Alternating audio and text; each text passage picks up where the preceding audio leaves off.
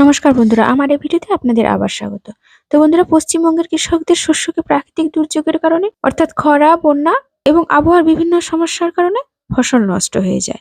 আর এই ক্ষতিপূরণ স্বরূপ রাজ্য সরকারের তরফ থেকে বাংলা শস্য বীমা প্রকল্পের আওতায় কৃষকদের দেওয়া হয় আর্থিক সাহায্য। অর্থাৎ কৃষকদের এই ক্ষতির সাহায্য দেওয়ার জন্যই কিন্তু পশ্চিমবঙ্গ সরকার একটি নতুন প্রকল্প এনেছেন, যার নাম হচ্ছে বাংলা শস্য বীমা প্রকল্প। কৃষকরা অনেক কষ্ট করে তাদের চাষবাস করে থাকেন, কিন্তু যখন আবহাওয়ার কারণে এই ফসল নষ্ট হয় তখন সব থেকে বেশি খারাপ পরিস্থিতির সম্মুখীন হতে হয় কৃষকদের। বিভিন্ন প্রাকৃতিক দুর্যোগের কারণে প্রতি বছরই কোনো না কোনো স্থানে ফসল নষ্ট হয়। পশ্চিমবঙ্গ সরকারের প্রচেষ্টায় এবার এই ক্ষতির সঠিক মূল্য পাবেন কৃষকরা শস্য বীমা প্রকল্পের দ্বারা। আপনারা জানেন, খরিফ শস্য অর্থাৎ বর্ষাকালীন ফসল এবং রবি শস্য অর্থাৎ শীতকালীন ফসল, তো দুই মরশুমে চাষের কাজ করেন কৃষকরা। তো এখন কিন্তু যে টাকা দেওয়া হচ্ছে সেটা হচ্ছে খরিফ মরশুমের টাকা, অর্থাৎ 2023 সালে খরিফ মরশুমের টাকা, যেটা কিন্তু সেপ্টেম্বর মাস থেকে দেওয়া চলছে। অর্থাৎ আরো কিন্তু 102 কোটি টাকা বরাদ্দ করা হয়েছে কৃষকদের শস্য বীমা প্রকল্পের জন্য। তো এই টাকা অনেকে পাচ্ছেন, অনেকের ব্যাংকের অ্যাকাউন্টে ঢুকে গেছে, আবার অনেকের ব্যাংকের অ্যাকাউন্টে এখনো পর্যন্ত ঢুকেনি। তাছাড়া কাদের ব্যাংকের অ্যাকাউন্টে এই টাকাটি ক্রেডিট হয়েছে, এমনকি কারা এখনো পর্যন্ত পাননি, কি করলে আপনারা এই শস্য বীমা প্রকল্পের অর্থাৎ ক্ষতিপূরণের টাকাটি আপনারা পাবেন, সমস্ত কিছুই কিন্তু আজকের ভিডিওতে জানাতে চলেছি। তাই বন্ধুরা, ভিডিওটিকে শেষ পর্যন্ত দেখে যাওয়ার চেষ্টা করুন। আর যদি ভিডিওটি ভালো লাগে অবশ্যই কিন্তু একটি ছোট্ট লাইক দিয়ে চ্যানেলটিকে সাবস্ক্রাইব করে নিতে ভুলবেন না। আর যারা আমার চ্যানেলটিকে আগে থেকেই সাবস্ক্রাইব করে রেখেছেন তাদের জন্য অসংখ্য ধন্যবাদ। তো বন্ধুরা, আপনারা যারা শস্য বীমা প্রকল্পের জন্য আবেদন করেছিলেন তাদের মধ্য থেকে একজন কৃষকের কিন্তু আর ব্যাংকের অ্যাকাউন্টে যে শস্য বীমা প্রকল্পের টাকাটি ঢুকেছে তার কিন্তু একটা স্ক্রিনশট আমাকে শেয়ার করেছেন। আপনারা নিশ্চয়ই স্ক্রিনে এখন দেখতে পাচ্ছেন। তো বন্ধুরা, উনি কিন্তু গতকাল উনার ব্যাংকের অ্যাকাউন্টে টাকাটি পেয়েছেন। তার সাথে সাথে আপনাদের জানিয়ে রাখি বন্ধুরা, এখন কিন্তু অনেকেই আমাকে কমেন্টসে জানাচ্ছেন আপনাদের ব্যাংকের অ্যাকাউন্টে কিন্তু খুব কম সংখ্যক টাকা ঢুকছে। অর্থাৎ কেউ হয়তো 550 টাকা পাচ্ছেন, কেউ হয়তো 720 টাকা, এমনকি কারোর ব্যাংকের অ্যাকাউন্টে 140 টাকা পর্যন্ত ক্রেডিট হয়েছে।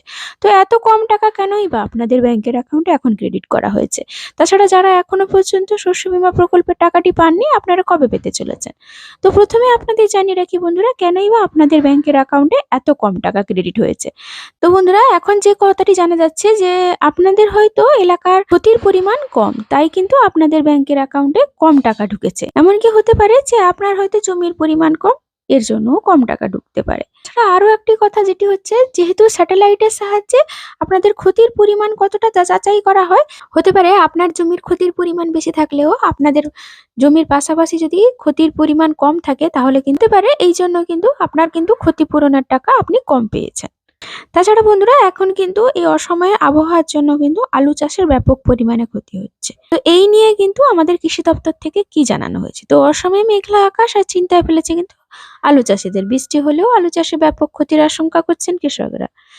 এই অসময়ে বৃষ্টির জন্য আলুকে রক্ষা করবেন কি করে, এই নিয়ে কিন্তু কৃষি দপ্তর থেকে একটি নির্দেশ জারি করা হয়েছে।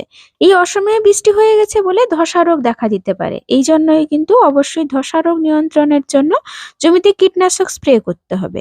আক্রান্ত জমিতে ডাইমিথোমর্ফ 9% এবং মাইকোজেব 60% মিশিয়ে লিটার প্রতি 3 গ্রাম করে গুলে স্প্রে করতে হবে। তবে যদি জমিতে একটি দুটি ধসা রোগ দেখা দেয় তাহলে কিন্তু সেই গাছ সঙ্গে সঙ্গে তুলে ফেলে দিতে হবে, নইলে কিন্তু পাতায় পাতায় বা সেচে জলের মাধ্যমে রোগ পুরো জমিতে ছড়িয়ে পড়বে। নিয়মিত জমি পরিদর্শন ও প্রয়োজনের এলাকায় কৃষি বিশেষজ্ঞদের সঙ্গে আলোচনা করার পরেই কিন্তু এই তথ্য জানা গেছে।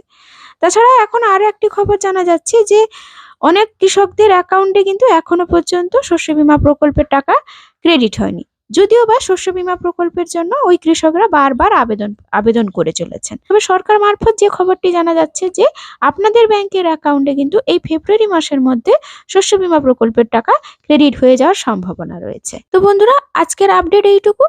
ধন্যবাদ।